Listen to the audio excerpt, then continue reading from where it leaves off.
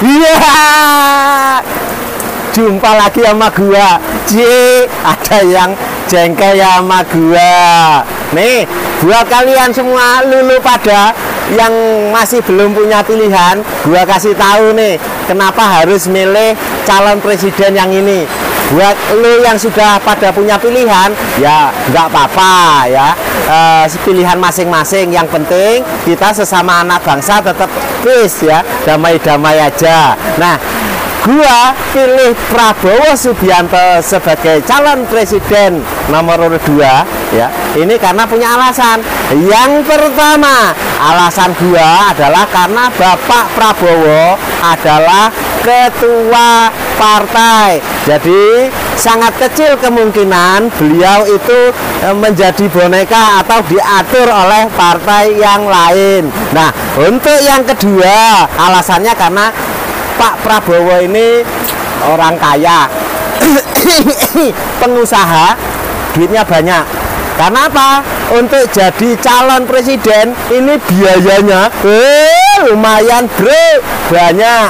Nah, kalau calon presidennya nggak punya modal, terus ada yang modalin, ya pasti yang modalin itu nanti akan nagih balas jasa, minta proyek dan lain sebagainya. Nah, kalau Pak Prabowo ini kan sudah kaya, ini pun duitnya masih belum cukup, masih dia membutuhkan bantuan dari pihak lain, tapi nggak sebesar calon yang lain, karena memang Pak Prabowo ini sudah kaya. Nah, untuk alasan yang ketiga, nah, saat orang bicara kepedulian terhadap masyarakat, nah, Bapak Prabowo ini sudah membuktikannya ya. Beliau ini sudah peduli dengan, ya contohnya salah satu tenaga kerja Indonesia yang hampir kena hukuman mati di Malaysia ya, yaitu Ibu Wifrida ya, itu orang Nusa Tenggara Timur kalau nggak salah ya. Nah, Pak Prabowo sudah peduli, sudah membantu membebaskan Wifrida ini dari hukuman mati di Malaysia ya. Jadi saat yang lain baru berdasarkan gagasan, teori dan lain sebagainya, Pak Prabowo sudah membuktikan masalah kepedulian terhadap warga negara Indonesia. Nah, terus untuk yang keempat ya, Pak Prabowo ini sadar diri tentang dirinya itu siapa, dan dia ya tetap patuh dan hormat sama pimpinan. Jadi Pak Prabowo ini kurang apa coba? Sudah kaya, ketua partai ya, terus secara usia ya ini lebih senior dibandingkan dari presiden kita Bapak Jokowi. Tapi dengan rendah hati Pak Prabowo ini ya tetap menghargai Bapak Jokowi sebagai pimpinannya. Coba lulu pade ya, perhatikan saat Pak Prabowo ini jalan ya, dia nggak berani atau jarang sekali kita lihat dia berada di depan Pak Jokowi, dan dia begitu hormatnya dengan pimpinannya ya. Nah, terus alasan yang kelima ya, di saat kita berteori ya, hapuskanlah dendam, hidup dengan dendam ini tidak baik ya. Ini Pak Prabowo sudah juga membuktikannya. Contohnya ya, walaupun 2 kali ya beliau ini dikalahkan oleh Pak Jokowi, tapi beliau nggak dendam dengan Pak Jokowi. Dia tetap membantu pekerjaan Pak Jokowi. Sebentar, batuk dulu. Tetap membantu Pak Jokowi, jadi nggak ada dendam. Karena apa? Yang lain sekali lagi baru berteori untuk menghapuskan dendam, beliau sendiri sudah mencontohkannya. Terus yang keenam, ada semangat gotong royong ya. Katanya kita hidup ini harus bermasyarakat dan bergotong royong. Nah, Bapak Prabowo juga sudah membuktikan bahwa untuk membangun negara sebesar ini nggak bisa sendirian, harus saling kerjasama.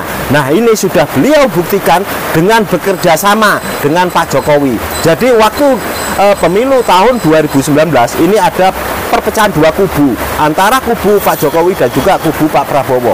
Nah, Pak Prabowo sudah membuktikan bahwa ya untuk membangun negara ini kita harus gotong royong. Makanya Pak Prabowo bersatu dengan Pak Jokowi ya. Jadi kalau yang lain menilai bahwa Pak Prabowo mengkhianati pemilihnya dan lain sebagainya, ini karena mereka nggak paham. Untuk apa kita berteori bahwa kita bermasyarakat harus saling bergotong royong dan lain sebagainya. Sementara itu dicontohkan oleh Pak Prabowo, tapi dihujat ya, karena apa? Beda kepentingan. Nah, untuk yang ketujuh yaitu masalah nasionalis dan rela berkorban demi negara. Ini sudah Pak Prabowo buktikan. Beliau seorang prajurit ya, pernah dikirim ke medan konflik ya. Dia tidak mempertimbangkan tentang keselamatan nyawanya. Ini harus kita apresiasi yang luar biasa. Coba kalau kita ya mungkin mau dikirim ke lokasi yang mungkin membuat kita menderita, mungkin ogah banget ya. Tapi beliau ya yang sebenarnya secara ekonomi, secara keluarganya ini berkecukupan, tapi rela mengorbankan semua itu demi NKRI. Ya, itulah jiwa nasionalis daripada Pak Prabowo. Yang lainnya kan baru teori. Nah, untuk yang ke-8 ya ini ikhlas ya.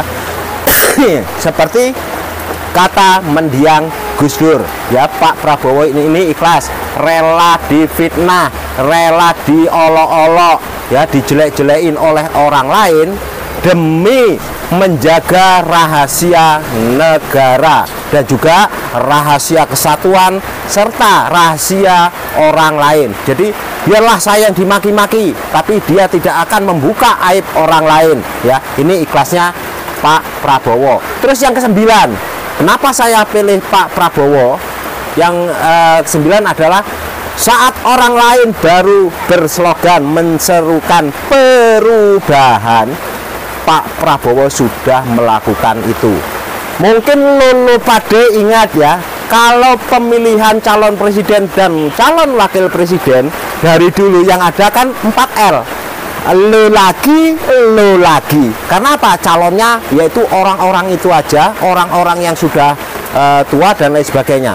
Nah, di sini Pak Prabowo membuktikan bahwa generasi muda ya ini pun bisa memimpin negeri ini asal mereka diberi kesempatan. Nah, untuk ini beliau Pak Prabowo sudah mencontohkan, dia menggandeng anak muda untuk ikut serta dalam memimpin negara ini. Jadi sekali lagi, yang lain kan baru slogan, baru teriak-teriak perubahan. Yang ini sudah. Kenapa kok diprotes? Apa maunya yang calonnya 4L lagi, lo lagi, yang sudah merasa senior lagi, begitu.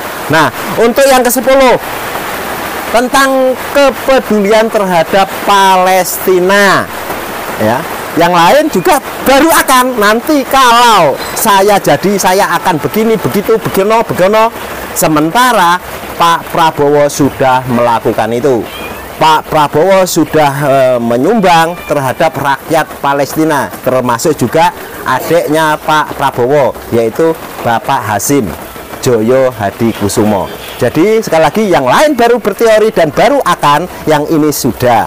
Nah, untuk yang ke-11 ya, Prabowo ini ya, ini sudah mapan hidupnya dan sudah selesai dengan urusan dunianya. Ya, makanya saya punya keyakinan bahwa Pak Prabowo ini di sisa-sisa hidupnya ini benar-benar ingin mengabdi kepada bangsa Indonesia ya. Untuk itu coba kalau misalkan lulu pada ya ada yang lain ya, kenapa kok lulu pada milih calon yang lu pilih sekarang? Coba apa kelebihannya ya? Tapi kita bicara jangan pakai emosi ya. Kalau orang sudah terlanjur cinta, bucin ya, ini pokoknya yang dilakukan oleh yang kita cinta walaupun salah, ini selalu benar aja. Jadi mata kita akan buta, kuping kita akan budek atau tuli.